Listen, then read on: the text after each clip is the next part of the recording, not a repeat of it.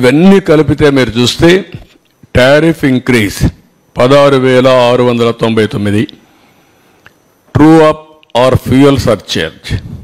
నాకు ఇవన్నీ కొత్త పదాలు, అప్పట్లో లేవు. నిన్నప్పుడు నేను కరెంట్ ఛార్జ్ ఒకటే వేసేవాళ్ళం. ఇన్నోవేటివ్లో వచ్చారు వీళ్ళు, తెలివినంతా ఉపయోగించారు. అందుకే ఇక్కడికి వస్తే true up or fuel surcharge అన్నాడు, 5,846 కోట్లు వేశారు. ట్రూ అప్ ఛార్జెస్ అన్నారు, 3,977 కోట్లు వేశారు. ఎలక్ట్రిసిటీ డ్యూటీ 5,604 కోట్లు అయింది. ఒక యూనిట్కి ₹1 వేశారు. ఆ డబ్బులు ఎవరికి పోవాలి? ఎలక్ట్రిసిటీ డ్యూటీ యూటిలిటీకి పోవాలి. గవర్నమెంట్ తీసుకున్నారు. గవర్నమెంట్ ఇవ్వవలసినటువంటి టారిఫ్ వేరియేషన్ ఉంటుంది. అగ్రికల్చర్కు మేము గ్యారంటీ ఇస్తాం, అది గవర్నమెంట్ పే చేయాలి, అది పే చేయలేదు. గవర్నమెంట్ పే చేయాల్సింది పే చేయలేదు. ఎలక్ట్రిసిటీ డ్యూటీ వేసి ఇందులో ఆదాయం సంపాదించుకున్నాడు గవర్నమెంట్. మళ్ళీ అలాంటి వేరియేషన్ చేశారు. టోటల్గా వచ్చే కొందికి 32,166 కోట్లు అయింది. ఇందులో మీరు చూస్తే 8,180 కోట్లు ఒక్క డొమెస్టిక్ కన్జ్యూమర్స్ పైన పడింది.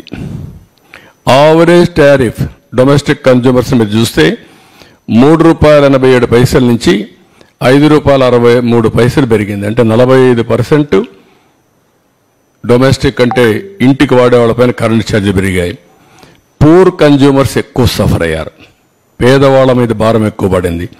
అంటే 78-98% వాళ్ళ మీద పెరిగింది. ఇంకొక పక్కన మిడిల్ క్లాస్ చూసి 29% పెరిగింది. మొత్తం 1,53,00,000 మంది కన్జ్యూమర్స్ సఫర్ అయ్యారు. ఇంకొక పక్కన పెండింగ్ ఉంది ఇప్పుడు మళ్ళీ 17,137 కోట్లు ట్రూ అప్ ఫ్యూయల్ ఛార్జెస్ ఏపీఆర్సీలో పెండింగ్ ఉన్నాయి. ఇది మోర్ రిలవెంట్. 50 యూనిట్లు వాడే వాళ్ళందరికీ ₹1 నుంచి ₹1.99 పెరిగింది. 100 యూనిట్లు వాడే వాళ్ళకి ₹2.44 నుంచి ₹4.53 పెరిగింది, 86% పెరిగింది. 200 యూనిట్లు వాడేవాడికి ₹6.32 నుంచి ₹1,123 పెరిగింది, 78% పెరిగింది. 300 యూనిట్లు వాడేవాడికి 1,573 నుంచి 2,034 అంటే 29%. ఎప్పుడూ మాట్లాడుతూ ఉంటాడు పెత్తందారులని. ఈ పెత్తందారు చేసిన పనికి పేదవాడు చితికిపోయే పరిస్థితి వచ్చింది. పేదవాడి మీద భారం పడింది. పేదవాళ్ళు నడ్డి విరిచే పరిస్థితికి వచ్చాడు. అన్నింటికంటే ముఖ్యంగా 50 యూనిట్లు వాడిన వ్యక్తులపైన 98% పెంచారు.